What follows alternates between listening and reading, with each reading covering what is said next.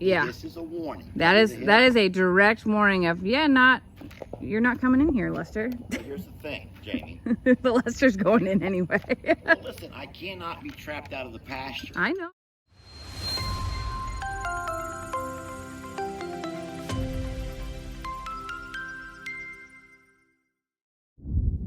We want to thank the folks that sent some ostrich food. It's actually something we didn't even know existed that was specific, because it's very similar to what we feed our turkeys, actually. Hey, Carl. Hi, Carl. Now, Carl's had a rough week. Carl is 2 weeks officially here now. And there's been a lot in those 2 weeks. Y'all have watched a ton of videos from Jake, Lester, Ali, myself. And recently, we have seen a side of Carl that we haven't seen before. It's the dark side of Carl is what I'm calling it.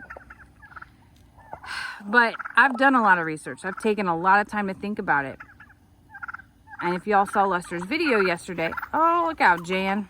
Jan, leave Carl alone. He doesn't want love. And then you know that there are some things going on with Carl. Now, Lester and I, this has been the topic of conversation since it happened. And we have sat around really hypothesizing and thinking through all that's been going on, sort of replaying everything. And the first thing that happened that was really out of, you know, just out of Carl's norm, out of the normal environment, is Deontay. So Deontay is a guy who comes around to help us. Stop it. He does some jobs and has some skills that we don't. We're not playing that game right now. And I'm going to say something here that is not meant to be offensive. You want me to say it, guys? So Deontay is African American. And Stop it, Carl. we think that he looked like just different to Carl, in a sense of just not like his normal people, basically. I can say it easier than that. Okay. Deontay's a black man, and that's fine. Black people don't mind being called a black person. African American, whatever, but Deontay's an American and he's black. And Deontay is also, he loves to dance and he loves music. And so, can I say what happened that day? Go ahead and say it. I even have a video that I'll show you. Deontay was playing music and dancing. He likes to dance as he works. And it's fun to work with Deontay. Yes. Because he's comical. But Carl kept watching him dance the entire morning as we was power spraying. He was dancing. Well, and it was awesome. And I told him how Carl will also dance. Yes. And so Deontay was dancing with Carl. Now that was earlier in the day. Now, little did we know that dancing by Deontay was some sort of an invitation for Carl. And we didn't know that it's still technically mating season for ostriches, and that, well, Carl is also into dancing. And he sees it as an invite. So all of a sudden we see Carl dancing on the ground, and Lester and I are like, that has to be something to do with mating. And it was. So Deontay plays music while he works, and he's dancing, and Carl's dancing, and at first it was funny. But it started a series of events that has just, well, like I said, it's shown us the darker side of Carl. And okay, so that was the beginning. All of a sudden, there's other noises and things that are happening around the farm. We have neighbors across the street in the new community who, on weekends, play a whole lot of music. And I don't mean just a little bit to where they're hearing it themselves. No, you can pretty much hear it within a 5-mile radius, I'm pretty sure, and it's all hours of the night. Well, their particular choice of music was a really deep bass these last couple of days. And hey, Carl. Hi, baby. Hi, sweet buddy. With that bass music, you can only hear the beat. You can't hear the full music. I also started hearing Carl responding to it, and I'll show you a clip of that.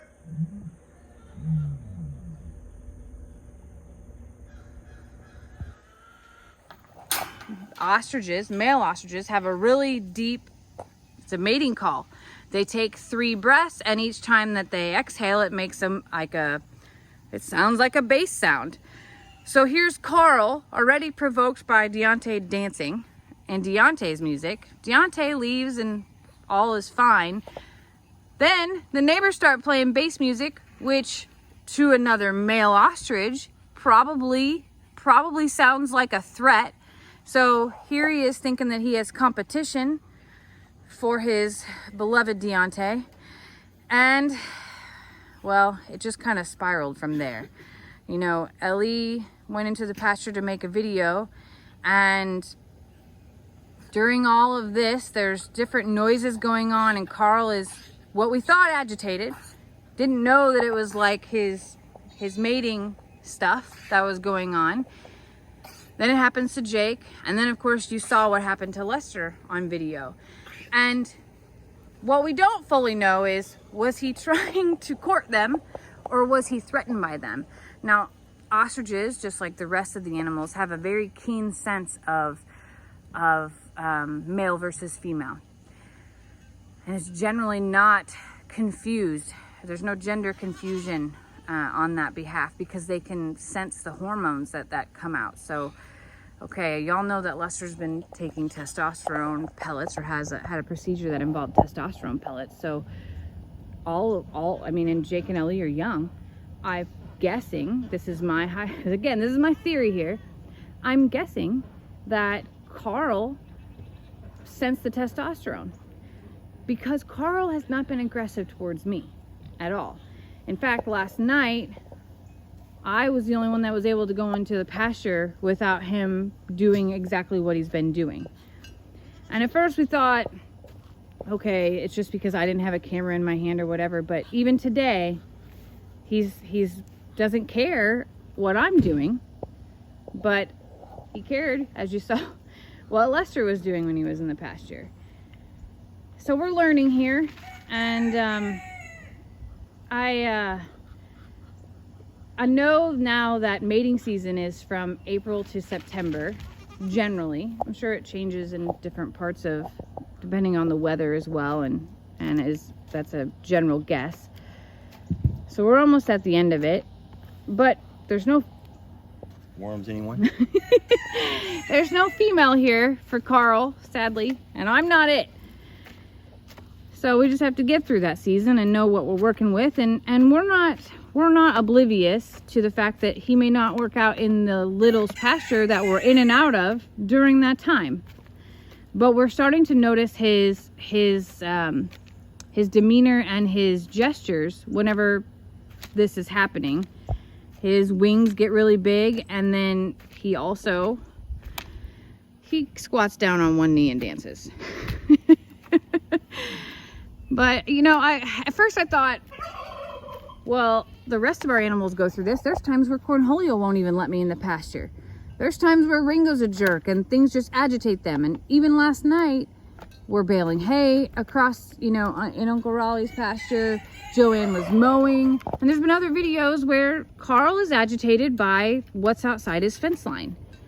But I think the more and more that we've researched here is that it has to do with, well, a little provoking unintentionally, and just paying attention to whatever he's going through.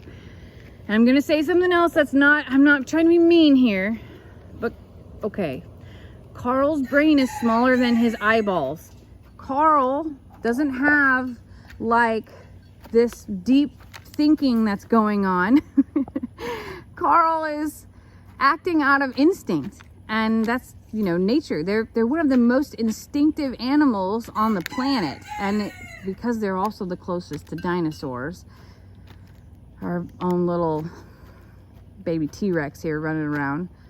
But it's not like Carl sits out here all day going, I can't wait for Lester to come out so I can attack him. That's not what's happening. It's defense mechanism. I think it is tied to hormones.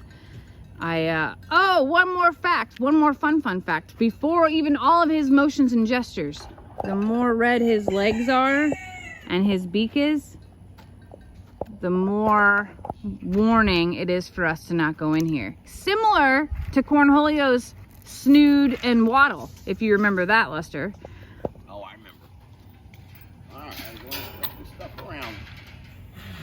Yeah. This is a warning. That is a direct warning of, yeah, you're not coming in here, Lester. But here's the thing, Jamie. The Lester's going in anyway.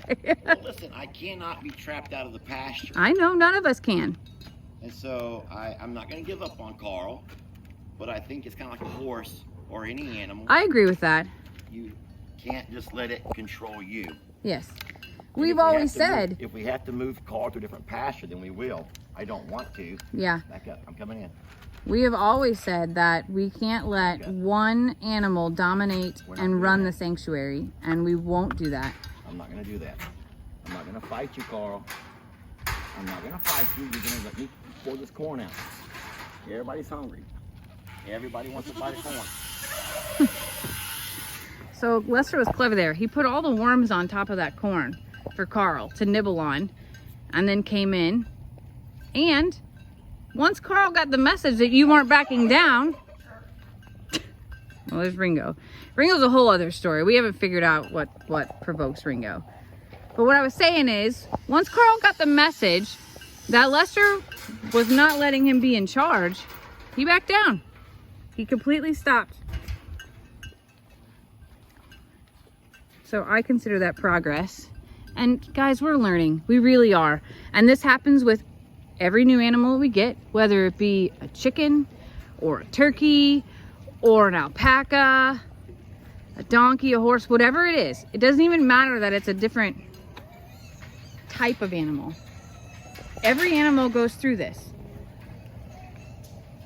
And we go through it with every animal.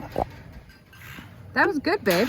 Well, listen, so I think what people have to understand is that we have to be diligent and do our homework.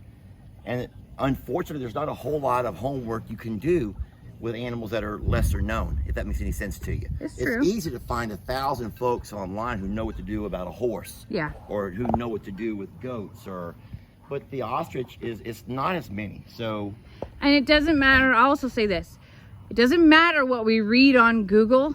It is different in real life. and every animal is unique. And yes. As every horse owner will tell you, every horse is different. There's not a textbook that gives you 100%. This is what you must do, and this is what your animal will do. We will make mistakes, but we are going to learn, and we're not going to give up.